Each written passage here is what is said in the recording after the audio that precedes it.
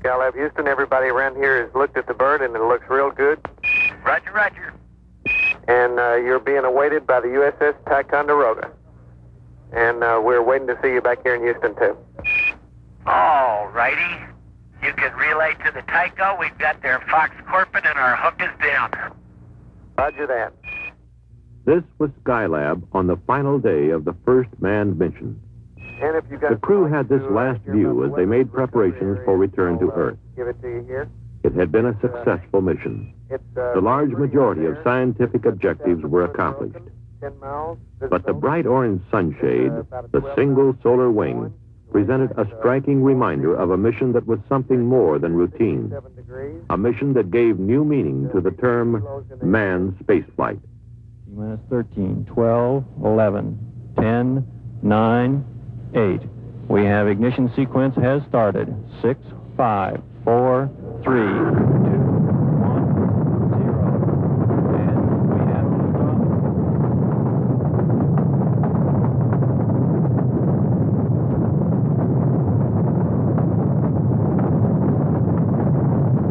The Skylab lifting off the pad now, moving up.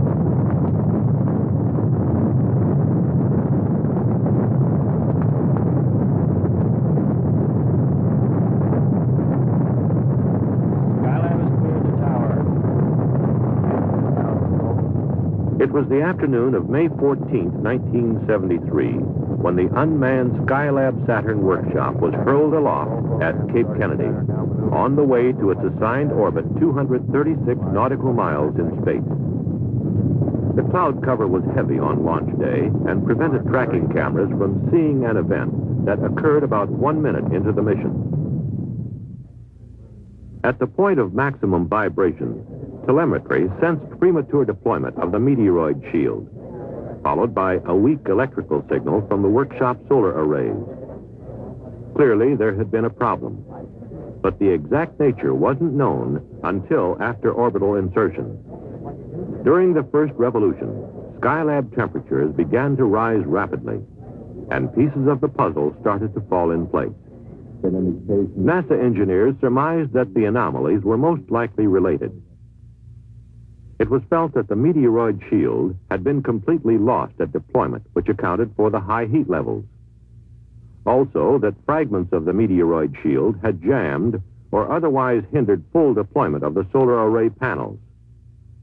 Failure of these panels, which were designed to furnish about half of Skylab's electrical power, meant that the total power burden would have to be borne by solar panels of the Apollo telescope mount.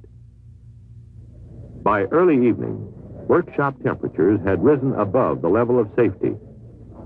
Launching of the crew the following day received an indefinite hold, pending satisfactory solutions. Flight support and engineering teams were immediately set in motion to find the answers. At stake was the future of the entire Skylab program. The most urgent need was to achieve a thermal-electrical balance. This meant maneuvering to an optimum flight attitude for solar requirements that were in direct conflict. Too much solar radiation would drive temperatures higher, increasing the chances of component damage and food spoilage.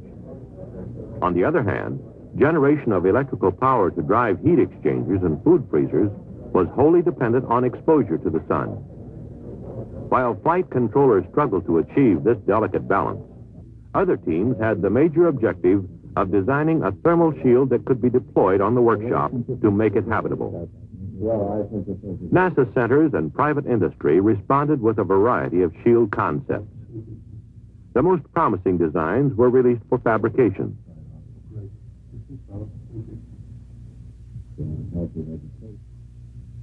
Finally, they were subjected to functional testing. By the 5th day of the mission, the choice had been narrowed to a model called the Parasol. It had good functional reliability and the crew would be able to deploy it from inside the workshop through a scientific airlock. Another shield, the twin-pole sunshade, would also be carried on the mission as a backup. Here in the Skylab underwater simulator at the Marshall Space Flight Center, crews practiced extravehicular installation of the sunshade in conditions approximating 0 G. As for the solar wings, simulation methods were mostly inconclusive. Little was known about the extent of wing damage at this point, and the crew could only speculate on how best to make them deploy. At mission control, solar orientation of the spacecraft had begun to yield positive results. Temperatures, still too high for habitation, were stabilized, and electrical power was sufficient for operating vital systems and equipment. Though still precarious, the situation had been checked. There was reason to believe it would remain stable until the astronauts' launch, now scheduled for May 25th, 10 days behind the original schedule. On the day before launch, the Parasol team raced the clock to deliver the flight article on time.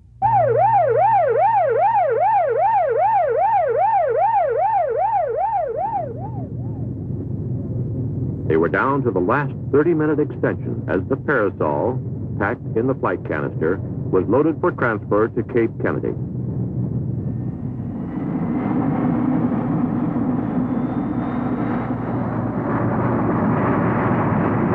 In spite of the rigid schedule, hopes ran high that the Parasol would do the job. Attention now turned to the astronauts who would attempt to put it in place.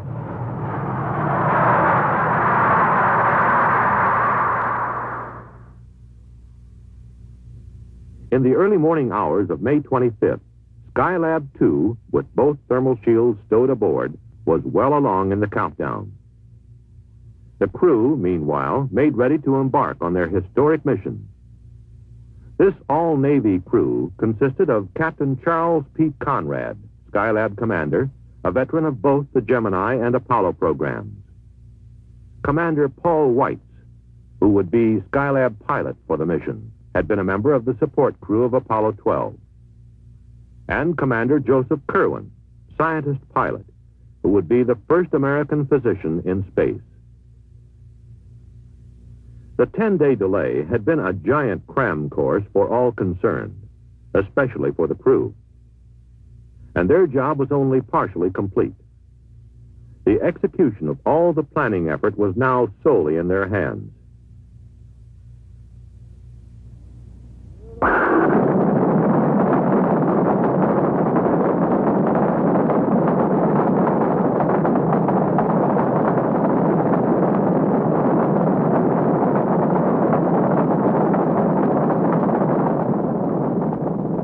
Following a smooth launch, Skylab 2 maneuvered to the proper flight path attitude for its initial downrange orbit. By mid-afternoon, the crew had overtaken the workshop. TV picture beginning to come in now to the control center. Skylab Houston, we're AOS at Guam for the next 10 minutes.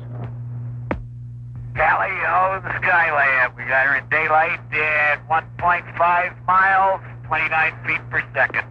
Roger, Pete, copy. They effected rendezvous and performed a fly-around to assess the damage. Most predictions were confirmed. Hey, Houston, the meteoroid shield area is solid gold. Roger, copy. His brief description is his suspected solar wing 2, right? Yeah, 2 is gone. Completely off the bird. Solar wing 1 is in fact partially deployed, and the reason that you've got different readings, not symmetric between your 3 solar panels, is there's a bulge of meteorite shield underneath it in the middle, and it looks to be holding it down. Roger, copy. Okay, Houston, it looks like the meteorite shield at the upper vent panel on the sand wing has wrapped around it just slightly. Where are we? Now, my guess is that our easiest thing to do is just go to the end and try and deploy it. Roger, Pete, from which side of the SAS is the meteoroid shield slightly wrapped around? Is it on the side of the main tunnel? Before docking, the crew attempted to free the wing. The other side, Dick. Although the try was unsuccessful, the TV pictures seen here proved invaluable in devising the technique that ultimately worked. Following a night's sleep in the command module, the crew spent the morning of Saturday, the 26th, activating and checking systems in the multiple docking adapter and airlock module.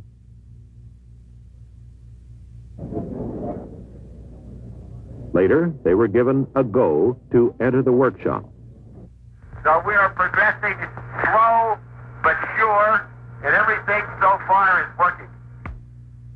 By late afternoon, the canister was positioned in the scientific airlock, ready for parasol extension. Okay, Pete, we had a little drop out there, some noise. Could you tell us what step you're on? We're about to put rod delta on. Roger, copy. Okay, we had no trouble venting it down. It vented in about 4 minutes, and it held 0 for 10 minutes without any outgassing. Door opened very smoothly, and so far the rod extension has gone very easily, and as I say, we're just taking a little heat break. Some 4 hours after the operation began, the thermal parasol was deployed. It was then placed in position close to the workshop skin. Well, we don't think so, Houston. We can see the ends of all the rods. It's completely free of anything. There's nothing hanging it up. It took about 2 revolutions of Skylab before temperatures began to fall. Projections showed that if the present trend continued, the workshop would be below 100 degrees the following day. It wouldn't be the most comfortable environment, but after a discussion with the crew, the decision was made to proceed the next morning with the normal flight plan. The crew put in a long, trying day activating the workshop. Getting things organized and in the proper place was a chore in itself. However, they were discovering to their satisfaction that moving big pieces of gear presented no problem in the weightless environment. By noon, Monday the 28th, with the workshop completely activated, primary emphasis was on getting the biomedical experiment started. This was the first in a series of lower body negative pressure and vector cardiogram experiments. Paul White's the subject, Joe Kerwin the observer. There followed a workout on the bicycle ergometer to check metabolic effectiveness and to evaluate the bicycle as an exerciser for long-duration missions. Ideally, the handlebars would be longer than they are now and would kind of sweep down around you so you could grab them in the right place. Other medical experiments conducted over the next few days included blood samplings from each crew member to satisfy the 5 blood study experiments. Body mass measurement to determine each crewman's daily weight and to validate the use of this device for weighing in 0G.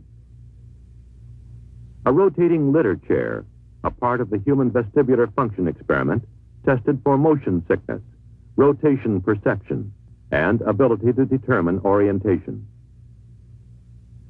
In addition to these and other medical experiments, science experiments were simultaneously being performed.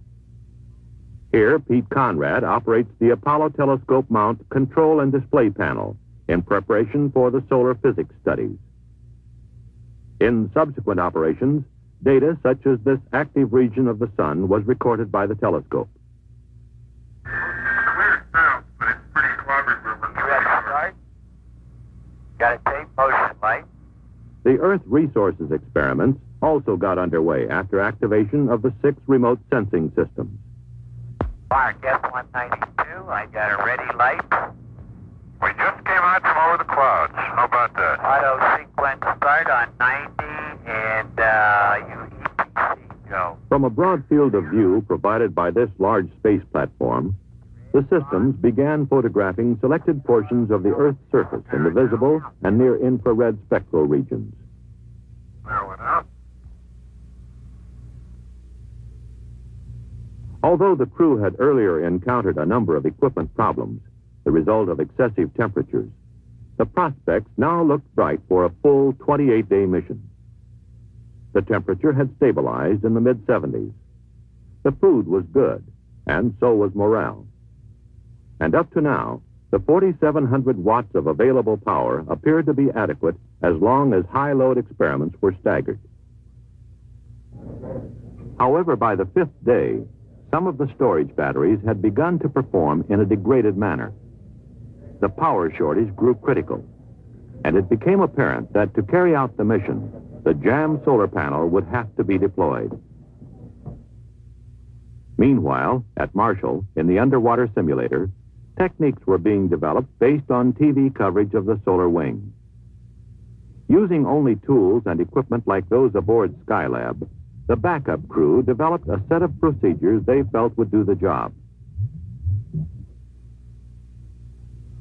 On June 7th, astronauts Conrad and Kerwin made their exit to put the plan into operation. Just take your time. Okay, Houston, we're out there. We have the debris in sight. There looks like enough room to get the cutter, and I'm trying to help Joe stabilize. As the simulations had shown, access to the solar wing was the big problem, what with few handholds or foot restraints. It was solved by joining pole sections of the twin-pole sunshade, anchoring it by hooking a pair of cutters onto the strap that held the wing. Thus, a temporary handrail was fashioned that allowed Pete Conrad access to the solar wing, where he attached a tether.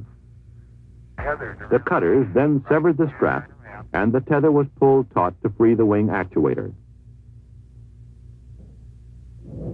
After the crew returned to Skylab, an attitude change placed the solar array system into the sun, where, after a period of warming the hydraulic dampers, the panel arrays fully deployed. Within hours, the electrical power surged to almost double the previous level. It meant that the power management scheme could be abandoned, and the original flight plan could be resumed. In the days that followed, the nagging problems that had plagued the astronauts from the start began to resolve. The mission began to sound much more routine, more like a normal working day. Experiments were coming off like clockwork, and a wealth of scientific data was being gathered. Experiments such as this one in materials processing.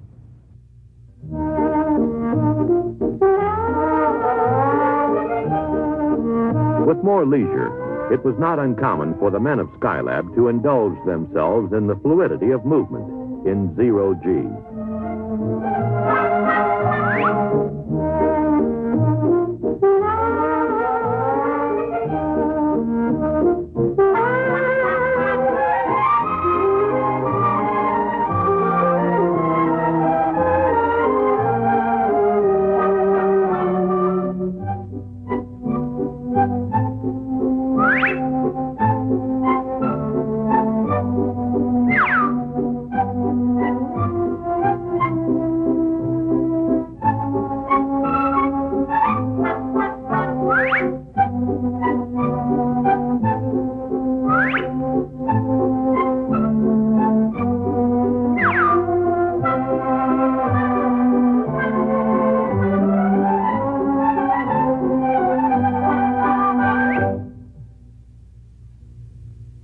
The weightless condition also simplified sleep accommodations. Since there was really no up or down, the only requirement was a sleeping bag type of restraint. And as mentioned earlier, heavy objects were easily handled. It was the small pieces that sometimes got away. But even when objects were lost, they generally turned up sooner or later on the air conditioning screen, there to be reclaimed. On day 29, after performing final closeout of the orbital workshop, the crew donned spacesuits for the return leg of their mission. Skylab Houston, we're in at-hold CMG. You're go for undocking. Okay, stand by. Roger. Okay, we're free. We got 0.4 of a foot per second, Houston. Roger. Bye-bye, Skylab. After undocking, they remained on station briefly to obtain photographic coverage.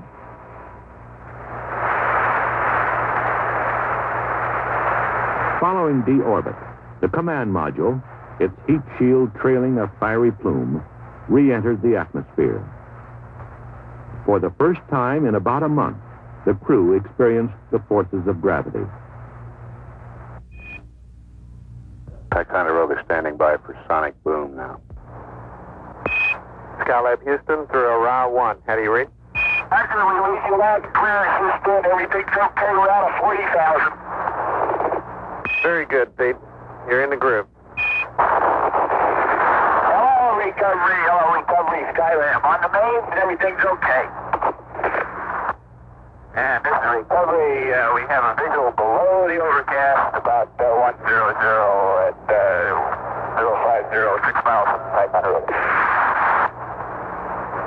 Recovery splashed down, and it looks like stable 1. Ticonderoga, roger, out. Hello, recovery, Skylab, do you read? Recovery, read you loud and clear. How's it going? Okay, everybody's in super shape. That's great. Welcome back. Thank you.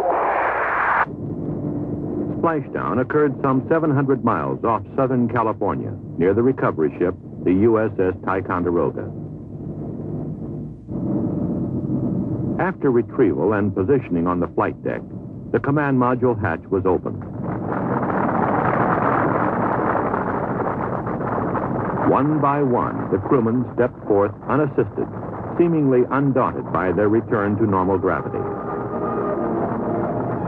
They accommodated to normal activity within several hours.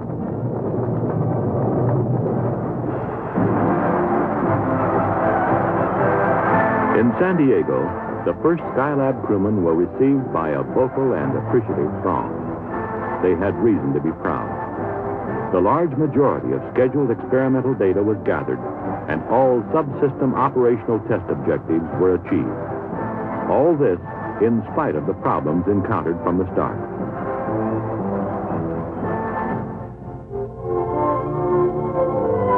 Problems that in the final analysis required the presence of man to reason, to decide, to execute solutions as only he can.